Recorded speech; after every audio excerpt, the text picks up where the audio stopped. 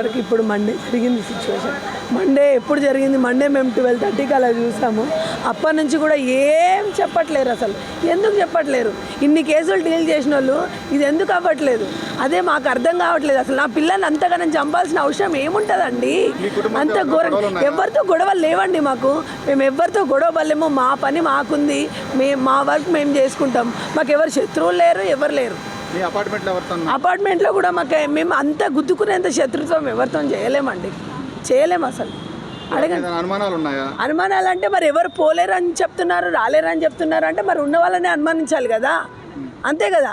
నేను వెళ్ళిపోయాక నా ఉన్న పిల్లని ఎవరు పోలేదంటున్నారు, రాలేదంటున్నారు, చేయలేదంటున్నారు. మరి ఎలా జరుగుతుందండి? అది ఎట్లా జరుగుతుంది? అంత దారుణంగా ఎట్లా జరుగుతుంది? మీరే చెప్పండి.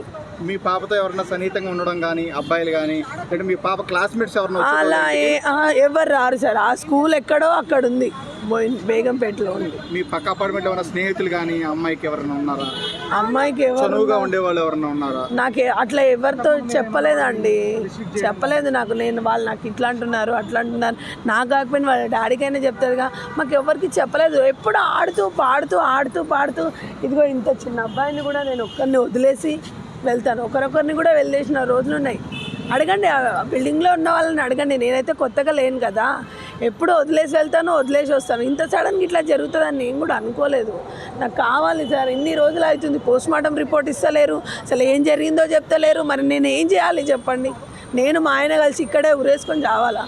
ఏదైనా కాల్చుకొని చస్తాం. నిజంగా ఏంది దారుణం చెప్పండి. నా పాపని చంపినంతా కూడా ఇంతవరకు ఎవరికి దొరకట్లేదు. పోలీస్ వాళ్ళకి దొరకట్లేదు, క్లూ దొరకట్లేదు. ఇది ఎవరు చేశారో ఏం అర్థం అవ్వట్లేదు. ఒక్క క్లూ కూడా వదలలేడు అతను. ఎంత ప్రొఫెషనల్గా చేసిండో నాకే అర్థమవుతలేదు. నా మీద కక్ష ఉందా, మరి మా పాప మీద కక్ష ఉందో తెలియట్లేదు. ఈ కొందరు ఛానల్స్ ఏం చేసి, యూట్యూబ్ ఛానల్ వాళ్ళు ఏం చేసి తండ్రి చంపిండు అని చెప్తారు. వాళ్ళకు కొద్దిగా చెప్తున్నాను, బాగుండదు. ఎందుకంటే వాళ్ళు కడుపుకు అన్నమే తింటారు, వేరే తింటలేరు. కొద్దిగా ఆలోచించి చేయండి. ఎందుకంటే తండ్రి చంపుకునే పరిస్థితి ఎవరికి ఉండదు. అదే మీరు ఆలోచించండి. అంతకుని పట్టుకునే ప్రయత్నం చేయండి మీరు. అంతేగాని నా మీద తోయడం ఇది న్యాయం కాదు.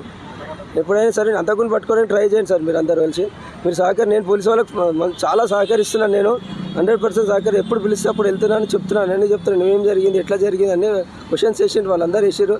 నేను కూడా అదే చెప్పాను. ఈ విషయం కంటే నాకు ఎక్కువ తెలియదు. నా మీద పగ ఉంది అని ఆలోచన ఉందంటే కూడా ఎవరితో నేను ఎక్కువ కొట్లాడాను. ఏంది అసలు నాకు ఏం అర్థం అవ్వట్లేదు. వీళ్ళు ఎప్పటి నుంచి నన్ను ఫాలో చేస్తున్నారో నాకు తెలియట్లేదు. నా పాప మీద కక్ష ఉందా, నా మీద కక్ష ఉందా, అసలు ఏం తెలియట్లేదు. అతను దొరికిన వరకు నేను వెయిట్ చేస్తా, ఫైట్ చేస్తా. ఒక 10 ఎన్ని రోజులైనా సరే ఫైట్ చేస్తాను సార్. నేను కంపల్సరీ వాడు దొరకాలి నాకు. ఎవరి మీద డౌట్ అంటే నేను ఇట్లా చెప్పగలుగుతా సార్. నేను వీళ్ళతో కొట్లాడినా అంటే, వీళ్ళతో గట్టిగా కొట్లాడినా అంటే చెప్పగలుగుతా వీళ్ళతో కొట్లాడుతున్నా అని చెప్పి. నేను అంతా పెద్ద ఎవరితో కొట్లాడాను. నేను ఒక బిజినెస్ చేసుకుంటాను. బిజినెస్ అంటే అందరితో మంచిగా ఉంటేనే నాకు బిజినెస్ బాగుంటుంది. అంతేగాని వీళ్ళతో కొట్లాడే అవసరం నాకు ఏముంది చెప్పండి? గొడవలు అంటే ఫ్యామిలీ గొడవలు ఉంటాయి సార్. బయట అవి 2 years బ్యాక్ అయినాయి ఫ్యామిలీ గొడవలు తప్ప ఏం లేవు నాకు. ఇంకా బయట ఎక్కడ లేవు గొడవలు. అనుమానం అంటే నేను ప్రాక్టికల్గా ఎవరికి చెప్తలేను సార్. అనుమానం అంటే ఎట్లా చెప్పాలి?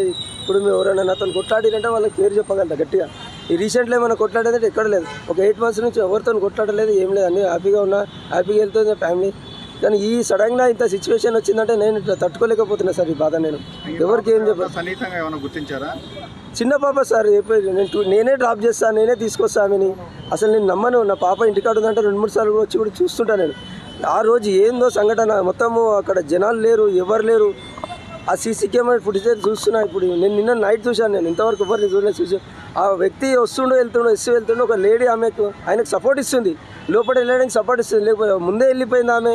ఎవరైనా ముందే పంపించిరా లేకపోతే ఉందా నాకు ఏం అర్థమవుతలేదు. అది పోలీస్ వాళ్ళకు కూడా నేనే చెప్పాను సార్. ఇట్లా నేను సీసీ కెమెరా ఫుటేజ్ చూశాను. అది కొద్దిగా ఫైండ్ అవుట్ చేసి ఆ లేడీని పట్టుకొని అడగండి సార్, కొద్దిగా గట్టిగా అడగండి అంటే సరే అని వాళ్ళు కూడా సహకరిస్తారు నాకు. ఆ విషయమే జరుగుతుంది. ఇప్పుడు సార్ కూడా పిలిచారు. నేను వెళ్తున్నా, దానికోసం వెళ్తే మాట్లాడేసి వస్తాను. నేను మీ పాపతో ఆడుకోవడానికి ఎవరైనా స్నేహితులు ఇంటికి వచ్చేవాళ్ళ? వాళ్ళ స్కూల్ దూరం సార్. వాళ్ళ స్నేహితులు అంటే ఒకటే కీర్తన అమ్మాయి వస్తుంది. ఒక్కసారి వచ్చింది పాప. నేనే డ్రాప్ చేసేసిన. వాళ్ళు ట్యూషన్ కోసం వస్తుండే. ఆ పాపని డ్రాప్ చేసి వచ్చిన నేను. చుట్టుపక్కల బిల్డింగ్లు ఎవరు లేరు? చుట్టుపక్కల అంటే మా కొడుకు కోసం ఫ్రెండ్స్ కింద అందరూ వస్తుంటారు. చుట్టుపక్కల బిల్డింగ్ అంటే పిల్లలు అందరూ ఆడుకుంటారు. వాళ్ళు క్రికెట్ ఆడడానికి వస్తుంటారు. పైకి రావడం అంటే నేను లేనప్పుడు ఎప్పుడైనా వచ్చిరో లేదో నాకు తెలియదు కదా. అది నేను ఎప్పుడూ ఇంటికాడ ఉన్నాను. నేను పొద్దున్న 9కి వెళ్తే మళ్ళీ ఈవినింగ్ 9:30, 10 వరకు వస్తాను ఇంటికి. నేను ఇంటికాడ ఎక్కువ. నేను నా భార్య కూడా ఉండదు. మన భార్య కూడా 9కి వెళ్ళిందంటే ఈవినింగ్ 5కి వస్తుంది ఆమె.